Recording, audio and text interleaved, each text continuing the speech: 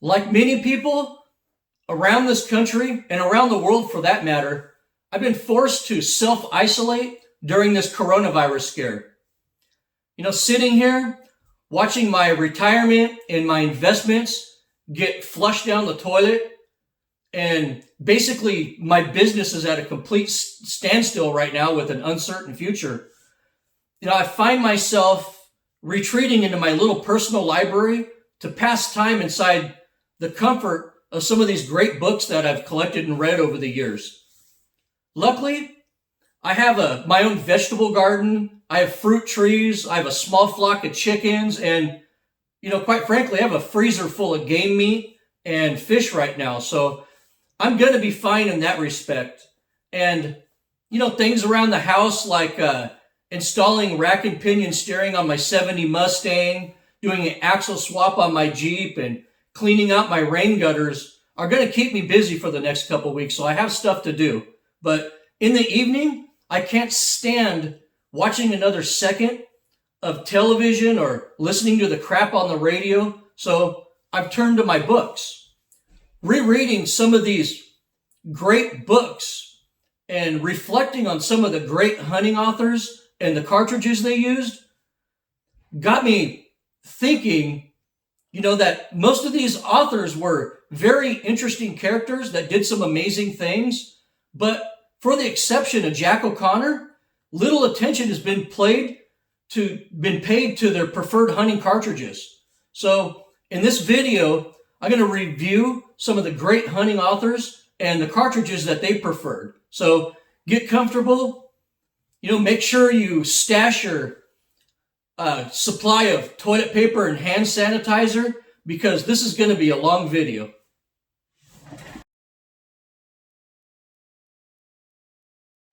Frederick Courteney SELOUS was an explorer, professional hunter, war hero, and conservationist. He was one of the first true international rifle hunters, and he eventually became probably the most famous African professional hunter of all time. He truly was the epitome of the Victorian great white hunter. He was civilized enough to rub elbows with people like Theodore Roosevelt, but tough enough to live in the bush alone for months. SELOUS authored 9 books and proved to be a fantastic author, often gripping the reader as he narrowly escaped danger after danger. SELOUS hunted in an age before smokeless powder and modern bullets. So for much of his career, he hunted with a 4-bore muzzleloader. But after metal case cartridges and smokeless gunpowder became available, his favorite rifles were his Falling Block .256 caliber rifle for plains game and his .450 Nitro Express for dangerous game.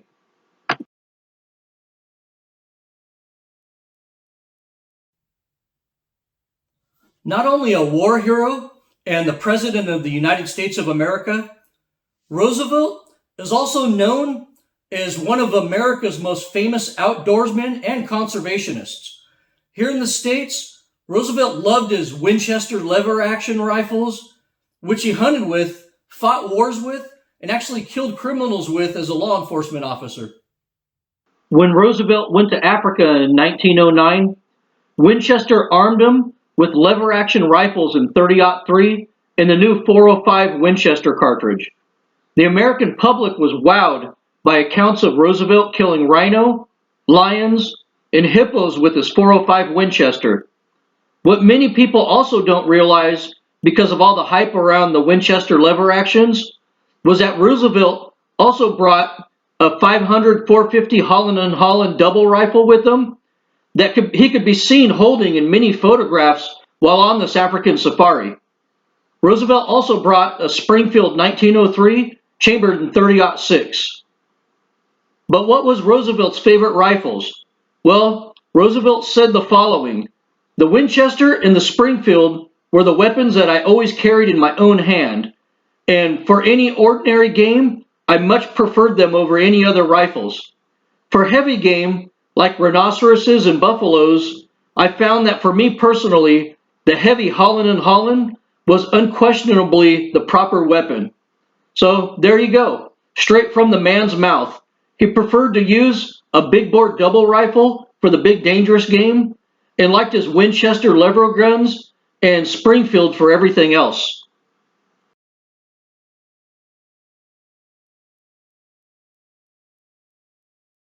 Karamojo Bell was an ivory hunter first and foremost.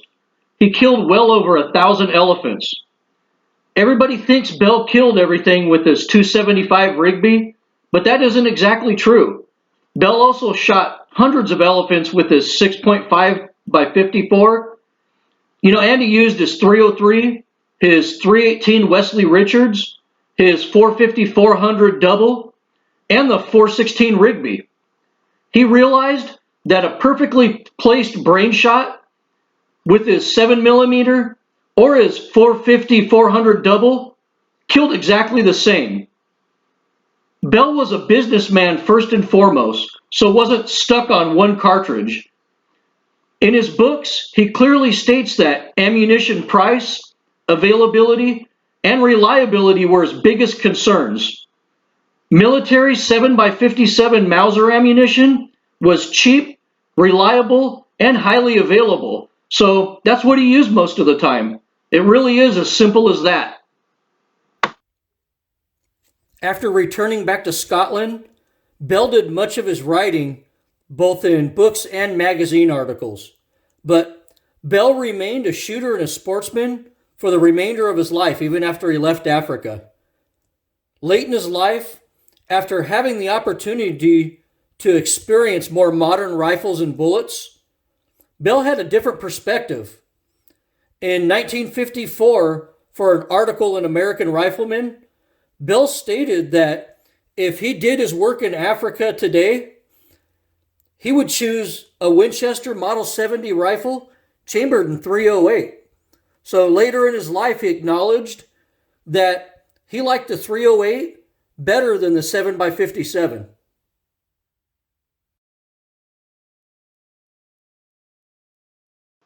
In an age where most hunting authors filled their stories with huge embellishments and half-truths, Jim Corbett was the exception.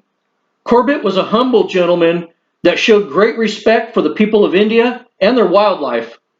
He wasn't an ivory hunter or professional hunter with profit motives. In fact, he actually turned down bounties and cash rewards. He legitimately used his skill as a hunter to save lives. You see, Corbett was a slayer of man-eaters. Corbett hunted and killed 33 man-eating cats, with some cats having over 400 kills to their credit. The government would hire world-renowned professional hunters and even send in military troops to try to kill these man-eaters. But in the end, it was only Corbett that had the skill and patience to outwit these crafty tigers and leopards.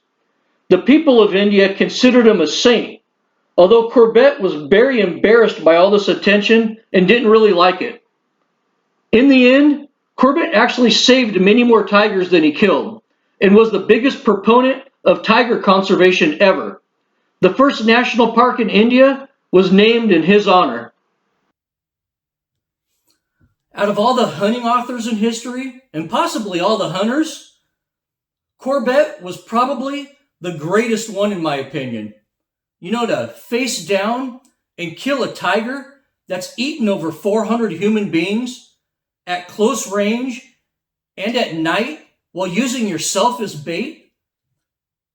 That guy had bigger balls than any man that's ever lived. I mean, let's face it. And Corbett's kills weren't in vain. He actually took the time to examine the animals that he killed. He also examined their environment, the local customs of the people, in order to understand why these cats turned to humans as a source of food. He actually cared why they did it. Corbett used a Martini Henry rifle, a Jones 500, and he had both Rigby and Wesley Richard bolt-action rifles chambered in .275 caliber. And he used his .450-400 double rifle on most of his notable kills. Jim Corbett didn't talk much of calibers or rifle makers compared to other hunting authors who seemed obsessed with the subject.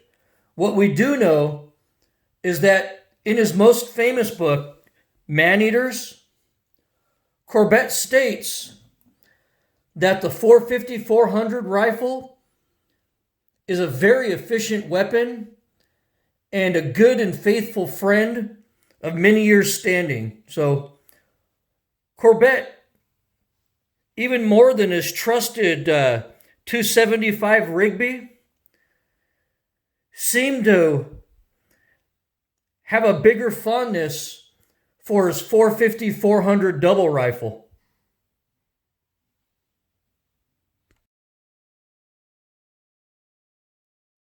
Moving to British East Africa as a young man, Hunter quickly became a notable expedition leader, professional hunter, and employee of the Kenya Game Department.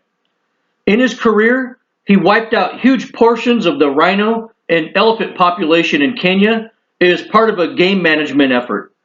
In a period of less than 2 years, he killed almost 1,000 rhinos in just one area alone.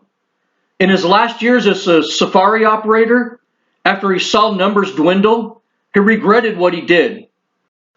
Hunter replaced his die-hard colonialist attitude towards Africa for one of conservation of wildlife and preservation of the indigenous peoples. Hunter was one of the first to write about anti-poaching operations, particularly the illegal ivory trade that was going on at the time. He loved hunting, but became a proponent of a more sustainable model of hunting later in his life. During his 3 decades of guiding clients on hunts, Hunter used his 416 Rigby, 500 Nitro Express, and 505 Gibbs and seemed to be very impressed with them all. In a letter to Rigby and Company, Hunter wrote of the 416 that he was very pleased with its performance on lions, rhino, and buffalo. Hunter also noted that nothing kills elephant like his 505 Gibbs does.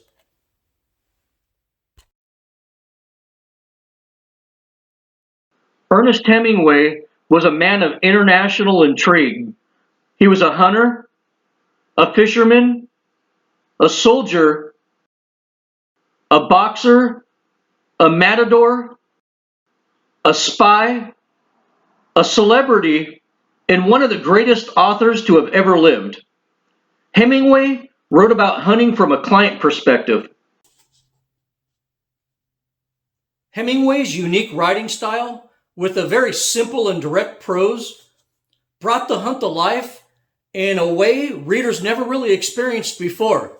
His greatest hunting work, The Green Hills of Africa, is more of an anti-intellectual FU to the literary world and to his critics. This real theme of this book, does take away some of the thunder, in my opinion, of what should have been the greatest hunting book ever written.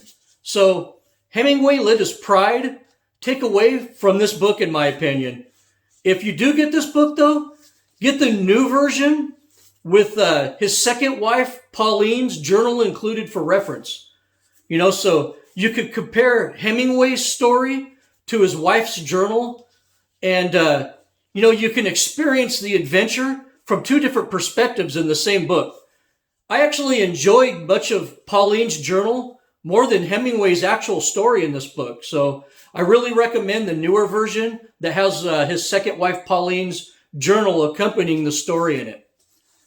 Now, what was Hemingway's favorite rifle?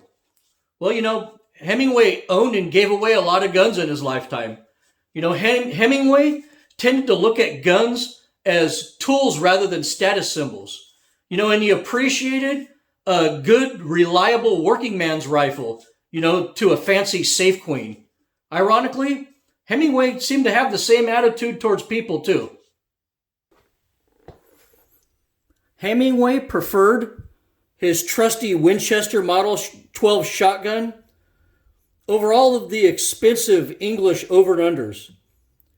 He used that Model 12 shotgun for over 40 years on everything from birds in Idaho to following up on wounded leopard in Africa. Hemingway was also very fond of his Griffin and Howe 30-06 Springfield conversion. He took this with him everywhere on every hunt. On Hemingway's second trip to Africa, he added a 577 Nitro Express to the arsenal to handle the big bad critters. He did use it, but he stated that he hated the brutal recoil of the 577. So it's safe to say that Hemingway was more than happy with his trusty old Winchester Model 12 12-gauge pump shotgun and his 30-06 Springfield rifle.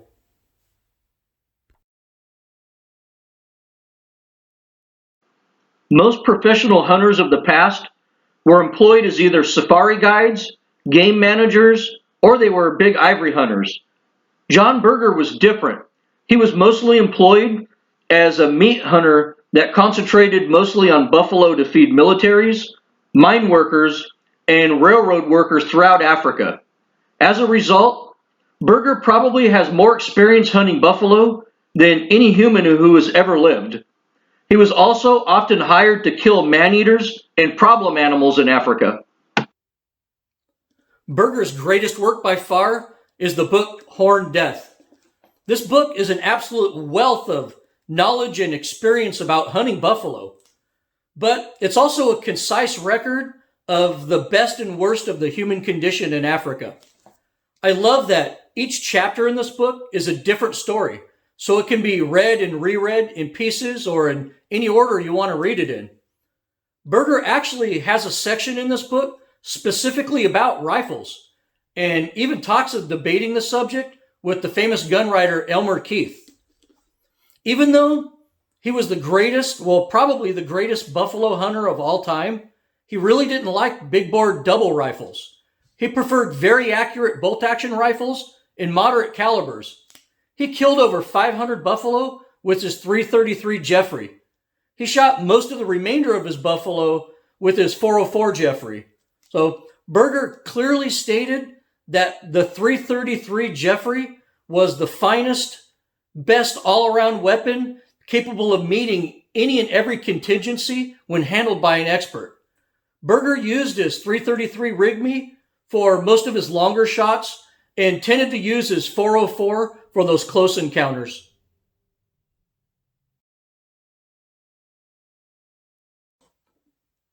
Elmer Keith was a larger-than-life figure that often told larger-than-life stories. You know, tall tales like his 600-yard kill on a mule deer with his 4-inch barreled handgun were the stuff of legend. But if you look past Keith's boisterous persona and fabulistic storytelling, you'll find a man that knew a hell of a lot about guns. Even though Keith was known as the godfather of the Magnum handgun, he also played a small part in 20th century rifle development. Keith was constantly creating oddball wildcats by trying to neck up various cartridges into bigger thumpers. Keith was a huge proponent of bigger is better when selecting calibers, which put him publicly at odds with another famous gun writer, Jack O'Connor. The two writers with opposing styles and philosophies would spar for many years, and I suppose this conflict did fuel higher book and magazine sales. Elmer Keith was also a lover of the big Nitro Express double rifles for dangerous game in Africa, and also spoke very highly of the 375 H&H for both plains game in Africa and for big game here in the United States. But Keith really loved his .33 caliber bullets traveling at a moderate velocity, and his favorite was the Wildcat that he helped create, the .333 OKH. Keith was credited for being indirectly responsible for the creation of the .338 Win Mag also.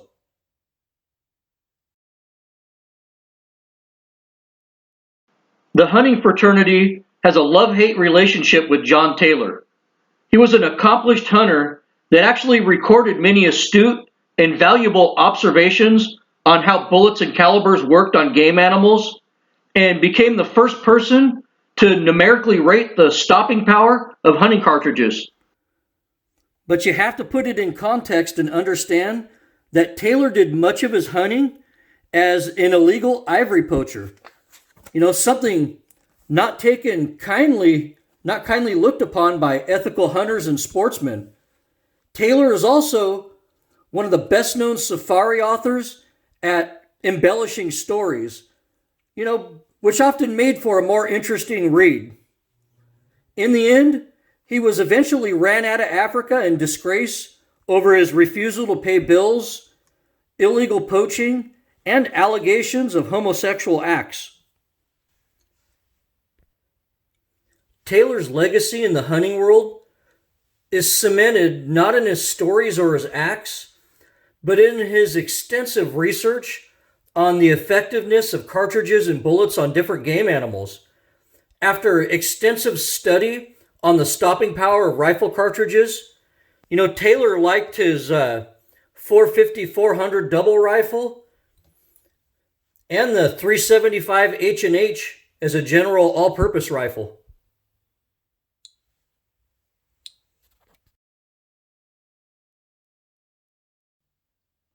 Although Rourke grew up hunting and fishing with his grandfather, I don't think he ever intended it to be a thing that shaped his later life. As Hemingway did before him, Rourke booked a full-blown African safari with the hopes of writing a book about it. The professional hunter in Rourke's most famous book, Horn of the Hunter, was Harry Selby, and he became an instant celebrity because of Rourke, and was booked solid for almost a decade after the book's release. Right after Horn of the Hunter's success, Rourke was quickly hired as a writer by Field and Stream magazine. Rourke's writing is masterful, and I personally feel like Rourke had a better connection to the real Africa through his writings than any of the other authors. He never hyped himself up and was quick to point out his own faults. The heart and soul of Africa really got into your soul after reading his books. And basically, he was single-handedly responsible for the resurgence in Africa safari hunting after World War II. Rourke actually did write about guns a great deal, both those that he used here in the States and those that he used on his African safaris. He used everything from a .22 to a .470 Nitro Express. Rourke learned a lot of lessons the hard way, like when he tried to kill a hyena with his .220 Swift, and it got pissed off and tried to attack him. For big game hunting, Rourke had three favorites: the 30-06, the 375 H&H, and the .470 Nitro Express for elephants.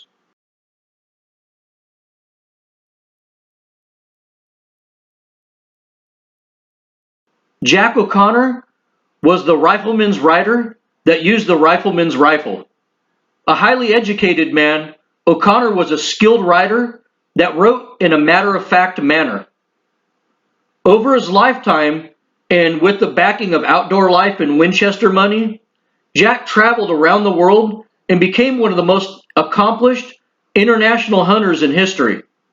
O'Connor was very detail-oriented and took a scientific approach to firearms, ammunition, and conservation. Many years after his death, O'Connor is mainly remembered as being the .270 Winchester guy.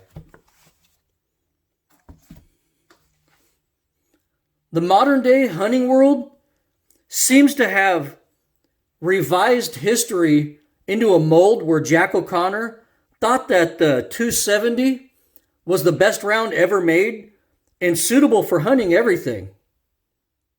The cult of the .270 seems to have made Jack Connor their Lord and Savior. And this is very regrettable and an untrue portrayal of the real Jack O'Connor.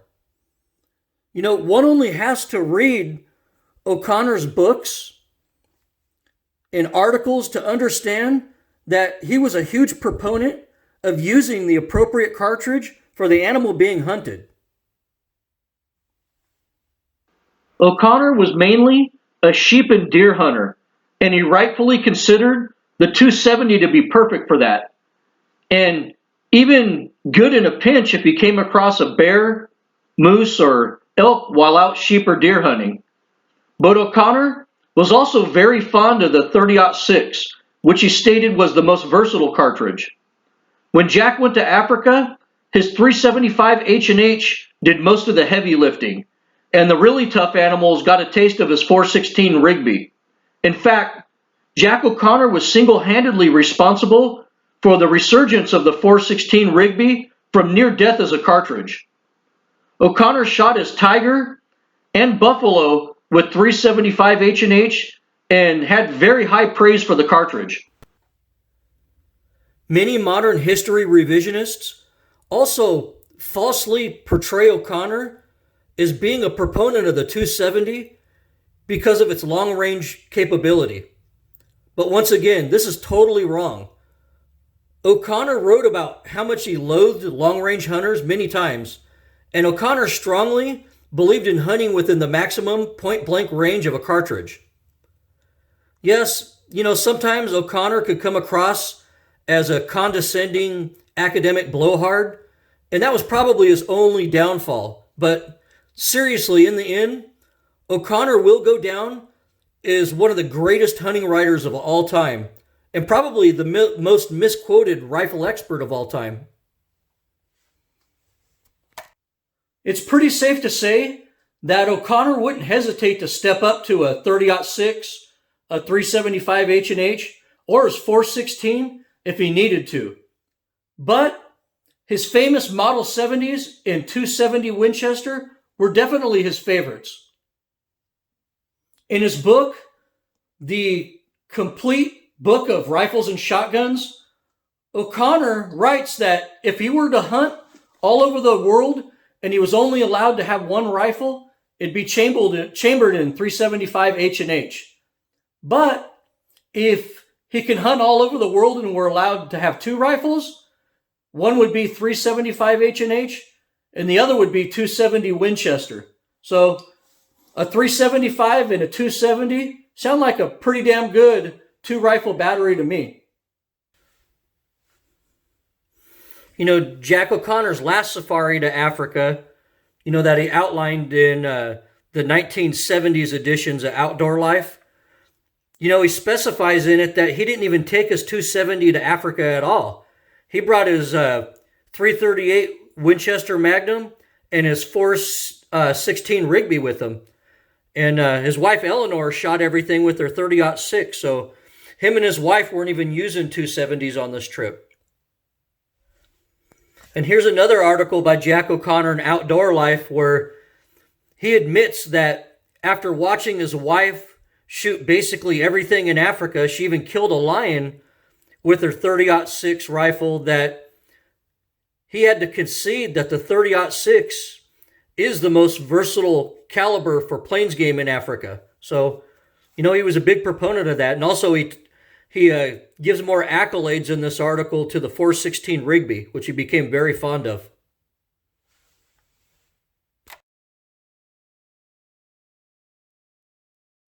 Finn Aagaard was a famous professional hunter in the 1970s who operated out of Kenya. After Kenya banned sport hunting, he moved to the United States, where he ended up hunting all over North America. He became a hunting guide in his new home state of Texas and made a real good name for himself in hunting circles. He eventually began writing and is well known for his no-nonsense style and extreme attention to detail. Aagaard was a huge proponent of hunting ethics, the fair chase concept, and of firearm safety. He was one writer who didn't give a damn about sponsors. He always told it like it was. Aagaard loved his classic 7x57 Mauser and 30-06 cartridge, and even warmed up to the 308 at the end of his life. But he was truly in love with the 375 H&H. Reading his material, it seems like he did most of his Africa hunting with the 375 H&H and most of his North America hunting with the 30-06.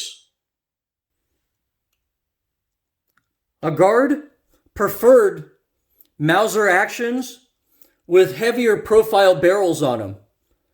He coined his own professional's rifle concept, which is based off of a controlled round feed Mauser type action, chambered in 30-06 with a low power optic on it. Basically, in his mind, this is the perfect type of rifle for hunting all of North America.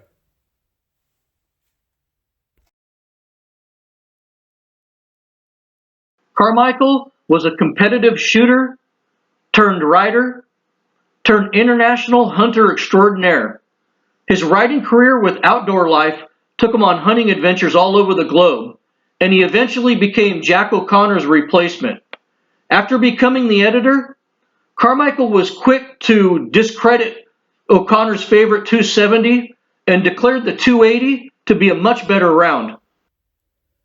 Carmichael created his 3 rifles to hunt the world concept, and he firmly believed that the .280 Remington, the .338 Win Mag, and the .458 Winchester Magnum were the perfect 3 rifle battery for hunting anything on the planet. I have to admit, that's a pretty fine 3 rifle battery in my opinion.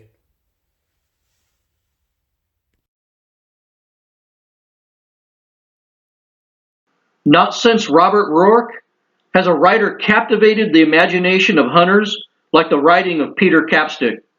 Capstick was a Wall Street stockbroker who walked off his job and left the country to become a professional hunter. He bought a ticket to South America, taught himself to speak Spanish, and became a hunting and fishing guide. He left for Africa in 1968 and became a professional hunter and writer. Capstick's writings are full of nail-biting adventures and larger-than-life characters. Basically, his books reinforce the notion that everything in Africa wanted to kill you, and your every move is some type of escape from danger. Capstick single-handedly reinvigorated the African safari industry.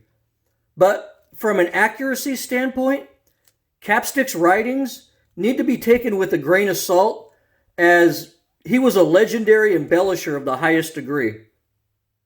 Capstick not only sold the books, he changed his appearance to market an image of himself. With his beret, monocle, and slight native accent, Capstick marketed himself in the image of a colonial aristocrat rather than the American stockbroker he was a few years prior.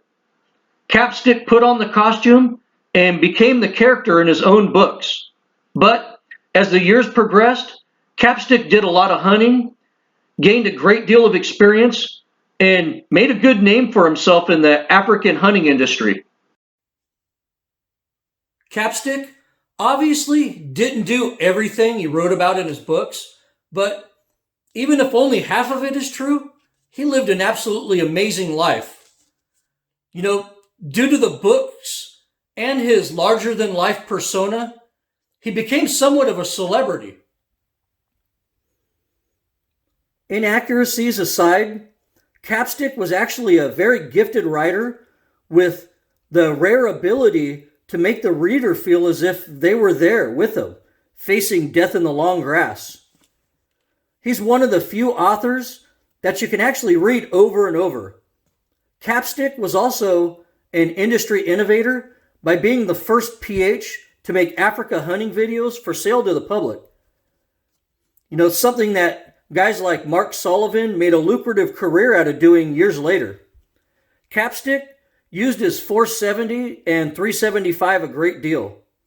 In his book, Safari, The Last Adventure, Capstick states that the perfect client rifle is a combination of a 30-06 and a 375 H&H. So he recommended in Safari, The Last Adventure, that people coming to Africa to hunt bring the 30-06 and the 375 with them.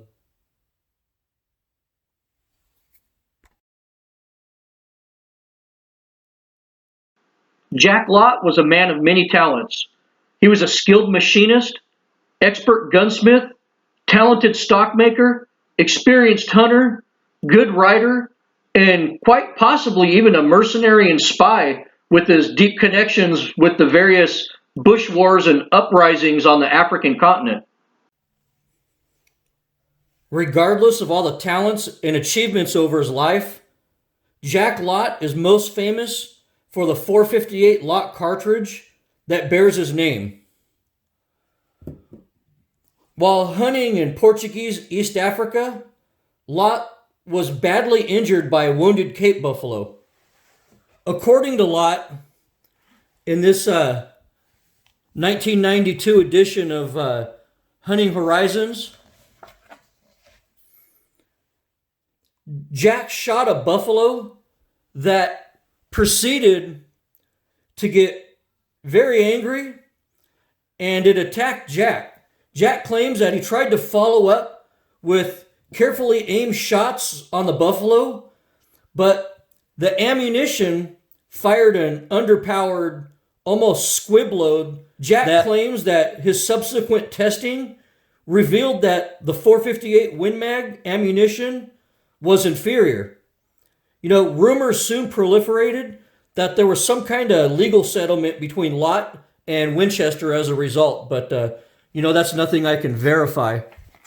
But you can see here's a picture of Lott months after the accident, and the caption of this picture reads, Jack posed for this shot a month after the 1959 buffalo tussle in Mozambique. Jack was a little sour on the 458 Winchester Magnum. Thereafter, and began his lifelong investigation of its effectiveness and ineffectiveness on African game. Anyway, Lott worked on an improved 458 called the 460 GNA, which he absolutely loved because it performed somewhere between a 458 Win Mag and the 460 Weatherby. But in the end, Jack Lott's legacy came down to a drawing on a napkin. Basically, an easy-to-get 375 H&H case was fire-formed and sized to fire a 458 bullet, then trimmed a little to make the 458 Lott. And as you can see in this article from this 1972 edition of American Rifleman, that Jack Lott thought that a magazine bolt-action rifle was superior to a double rifle in a dangerous game hunting scenario. So this was a huge departure from what was the norm in the days.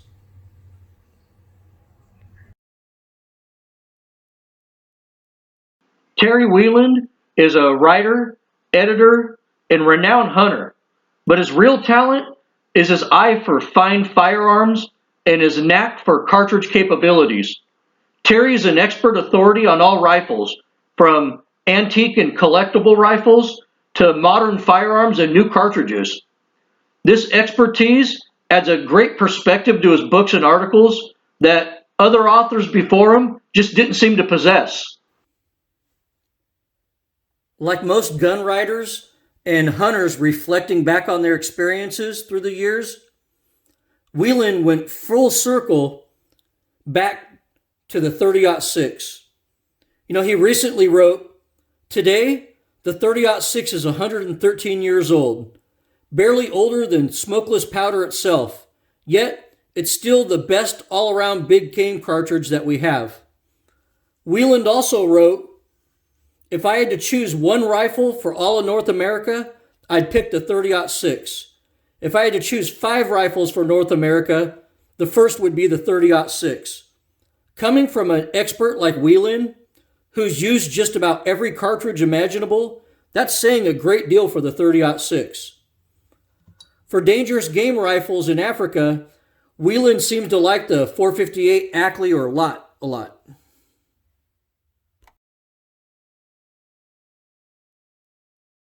John has been hunting and fishing in the wilds of Montana since he was young and became an inspiring outdoor writer at the age of 20. You see, I have to like Barsness. He's a Grizz out of the University of Montana, just like my oldest son. Although he probably can't go out and chant F the Cats because his father was a professor at Montana State, I can only imagine the family feuding during the annual Brawl of the Wild over there with his family. Like most of the great gun riders and hunters of the day, after flirting with dozens of different cartridges over many decades, John Barsness went full circle back to the boringly reliable old 30-06.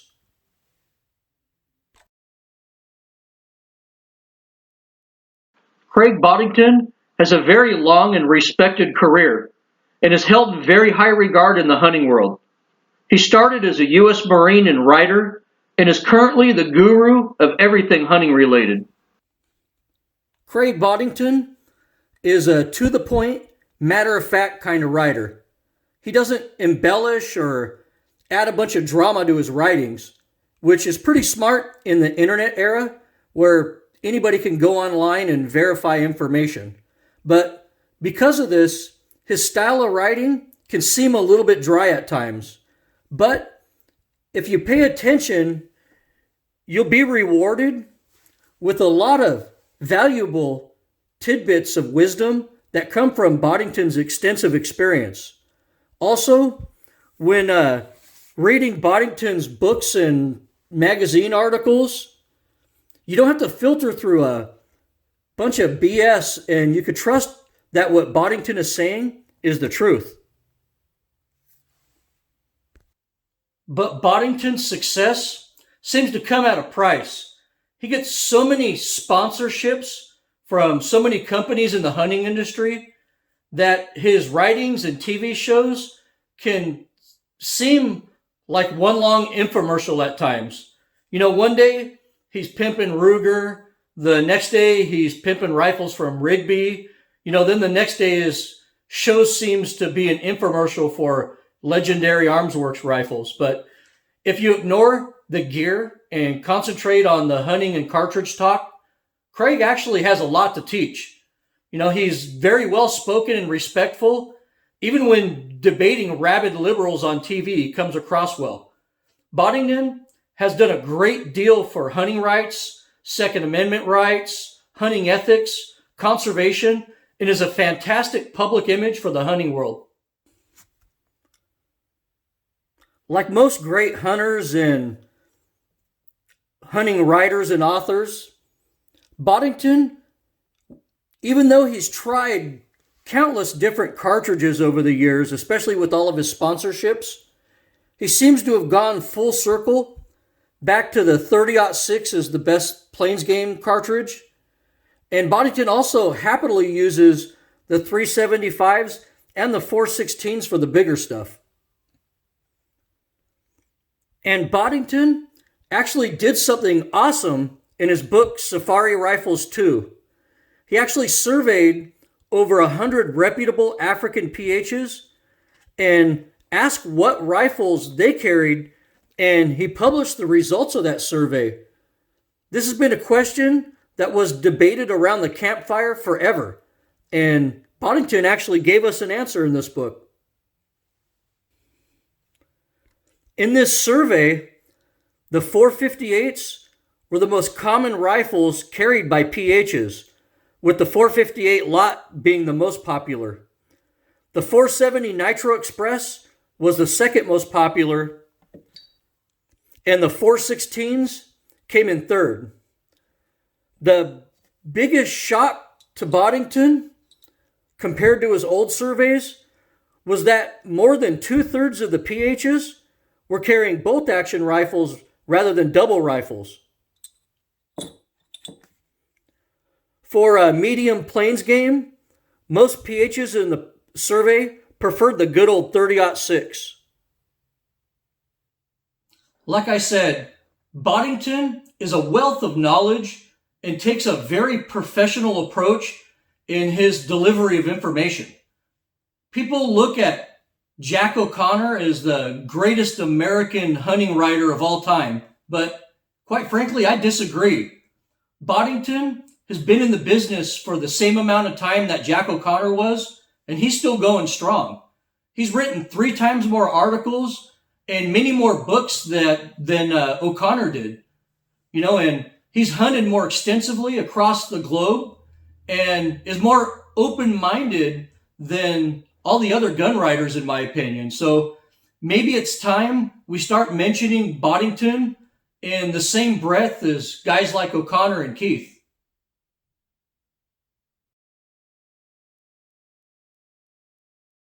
Dr. Jones is an amazing hunter, author, and human being. I have no idea why he doesn't get more exposure than he currently does.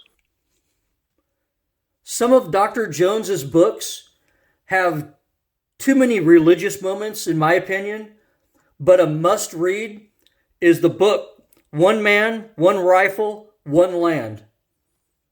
Basically, Dr. Jones hunts every species and subspecies of big game in North America, actually with just his .30-06 rifle. He uses a 165 grain nozzler partition for his flatter shooting round and uses a 200 grain partition to thump the big creatures. This is just an amazing, well-written, well-organized, huge book with fantastic stories and insights. You know, his next big book, Another Rifle, Another Land, basically chronicles his next journey where he took every Eurasian species with one rifle. So, in case it isn't obvious, the venerable .30-06 with a classic nozzler partition is Dr. Jones's favorite. One Man, One Rifle, One Land is a must-read in my opinion. You know, when you read this big, huge, wonderful book, Dr. Jones just might be your new favorite hunting author. This is basically another must-have book authored by Dr. Jones. Like Boddington did for African PHs, Dr. Jones actually surveyed grizzly bear guides on their preferred cartridges in this book, Ask the Grizzly Brown Bear Guides.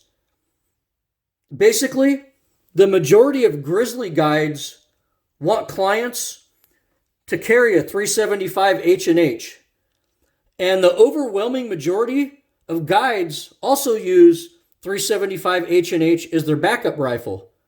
If I was going on my first brown bear hunt, this is definitely the book I would buy. And this isn't his only book in the Ask the Guide series. He also has a book called Ask the Elk Guides and Ask the Deer Guide. So this is actually a series of books that's very interesting and very informative, especially if you want to look at things from a guide perspective or what a guide expects from his client.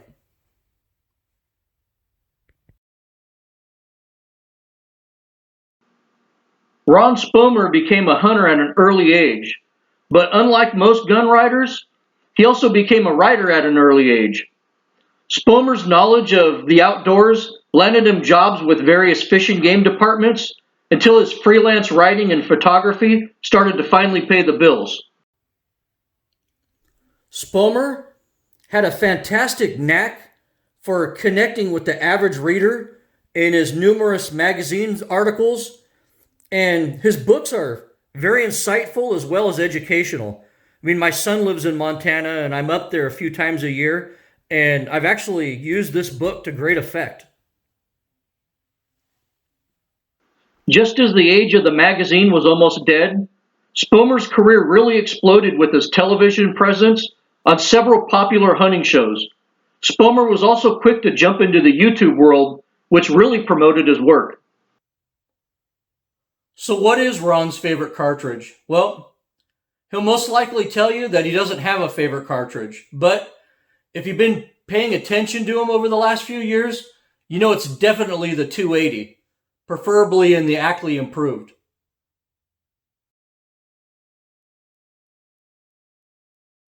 Rinella is the new kid on the block and is invigorating the hunting world by taking a new approach to the hunter's image. In a deep departure from wasteful hick shooting everything that moves and hunting for pure bragging rights, Rinella actually brings us back to the spirituality at the core of the hunting experience. Rinella concentrates more on conservation, ethics, and a no-waste approach to hunting. He brings the hunter back into the cycle of nature and concentrates on respecting, preparing, and consuming your prey. His book, television, and network series, Meat Eater, is opening up hunting to a new generation, and he's connecting with them in a way that the hunting writers of old just can't seem to do. And what's really refreshing about Rinella is he really doesn't care about chasing the latest and greatest cartridges and isn't swooning over ballistics tables or worrying about the BCs of bullets. Rinella just goes out with his 300 Win Mag and his 7mm Remington mag, stalks within 300 yards, and puts meat on the table. You know, he has a connection with the animal, not the rifle.